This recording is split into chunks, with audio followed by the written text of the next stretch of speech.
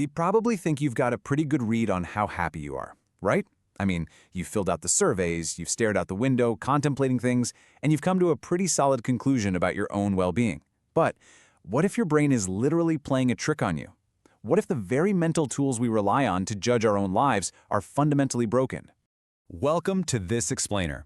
Today, we're jumping straight into the fascinating, mind-bending world of Nobel laureate Daniel Kahneman.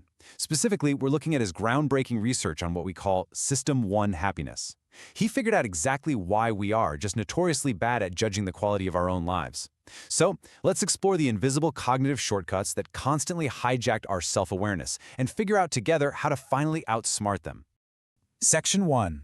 The Culprit. Inside your two minds. Let's take a look at the two very different characters battling it out up there every single time we try to make sense of the world. Kahneman breaks it down into two vastly different systems of thinking. On one hand, you have System 1. Think of this as a chaotic lightning bolt. It's incredibly fast, highly intuitive, deeply emotional, and totally automatic. It is your immediate gut reaction. On the other hand, you have the turtle, System 2. Slow, deliberate, intensely logical, and requiring some serious effort to get going. It's your critical thinker. But here is the absolute kicker, the flaw that sets up this whole problem. System 1 is incredibly lazy. And System 2? Well, it's just overly trusting. When System 1 jumps to a quick, emotional conclusion, System 2 usually just nods along and accepts it without a second thought. Which brings us to Section 2, the bait and switch. Let's see how System 1 actually pulls off this brilliant little magic trick when faced with complex life evaluations. Consider this question for a second. How happy are you with your life overall? Now, that is a massive, heavy, comprehensive System 2 kind of question. To give a really accurate answer, you'd have to carefully evaluate your past, your future trajectory, your career, your relationships, your health. It demands a complete life evaluation. It takes a ton of mental effort. So what does your lazy System 1 do instead? Without you even realizing it, System 1 intercepts that heavy question and just swaps it out for a much easier one. It asks, how happy have I been recently? Or honestly, even just, how do I feel right this exact second? It takes the profound, complicated evaluation of an entire life and replaces it with a quick check of your Tuesday morning mood. Crazy, right? This invisible mental sleight of hand actually has a formal name in behavioral economics, the substitution heuristic. It basically means our brains eagerly latch onto readily available information. We use recent events, like say how awful your morning commute was today, to answer a much broader question about a whole decade of life satisfaction. You truly believe you're evaluating your overall well-being, but your brain, it's really just grading the traffic. Moving on to Section 3, the magnifying glass, or as Kahneman calls it, the focusing illusion. You see, this little substitution tendency we just talked about builds into another massive cognitive trap. And that trap is the focusing illusion. It happens when we completely exaggerate the importance of one single factor when making judgments about our happiness. It's like we hyperfixate on one shiny object under a massive magnifying glass, and the intense glare from that one thing completely blinds us to the broader, more complex picture of our lives. Kahneman pointed out a classic, absolutely brilliant example of this. People constantly overestimate how much moving somewhere with sunny weather will impact their overall life satisfaction.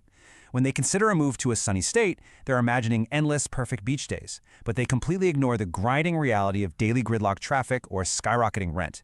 The weather essentially crowds out everything else that actually dictates day-to-day happiness. And you know what? We do this with time too. Think about it. Imagine you just had this fantastic, incredibly fun, unforgettable weekend. If someone asks you to rate your life happiness on Monday morning, that one great weekend acts like a giant mental eraser. It artificially wipes away the memory of, say, the preceding 6 months of heavy challenges or stress.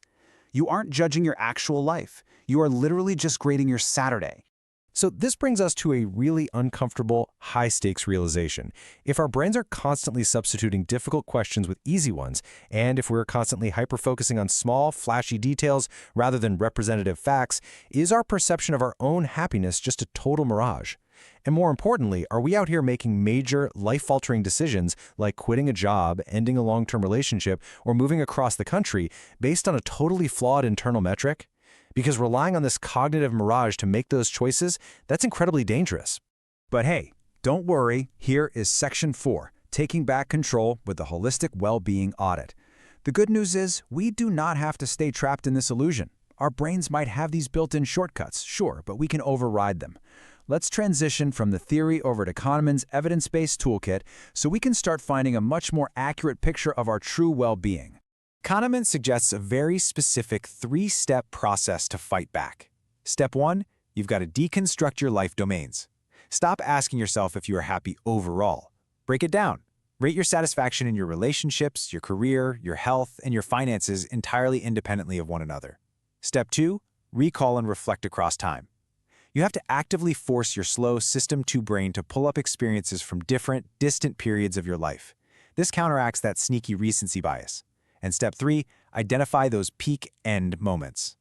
Kahneman found that our memories unfairly prioritize the absolute peak emotional moment of an event and then how the event ended. By simply recognizing that, you can start to separate an intense emotional peak, like a really amazing dinner, from the reality of an otherwise completely exhausting week. Okay, on to Section 5, the Daily Toolkit. Let's look at the practical, everyday habits you can start using right now, today, to rebuild a genuinely accurate internal metric. We've got 3 actionable takeaways for you here. First, start keeping a life log. Just periodically jot down significant events right alongside your emotional state across those different life domains. This creates a hard data trail that your lazy System 1 simply cannot argue with. Second, practice perspective shifting. When you feel totally overwhelmed with either happiness or frustration, pause. Ask yourself, how would I have felt about this exactly 1 year ago? And how will I realistically feel about this 1 year from now? Stretching your timeline like that really grounds your assessment. Finally, seek out external benchmarks. Try to shift away from pure subjective emotion and look at the cold, hard numbers. Objective health data from your doctor or hard financial data from your bank accounts. These provide a rational, grounded assessment of your life that cuts right through that focusing illusion. And that leads us to our final section, the quick self-test. This is where we catch System 1 in the act. As we wrap up this explainer, let's put these concepts to the test in real time.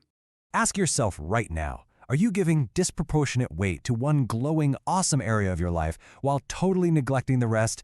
Is there a sunny weather or traffic equivalent blinding you right now? And critically, this is the big one. Would your answer to how happy are you change significantly if I just asked you on a different day or maybe when you were in a slightly different mood? If the answer is yes, well, System 1 has definitely taken the wheel. So, the very next time you find yourself evaluating where you are, where you're going, and how satisfied you feel, just pause. Demand a real answer from your slow, deliberate System 2. Ask yourself, am I just focusing on a recent event, or am I truly evaluating my actual life? Look, our brains are incredible, fascinating machines, but understanding their built-in shortcuts is quite literally the only way to ensure we are actually living the life we think we are. Keep questioning your instincts, and always keep analyzing the data.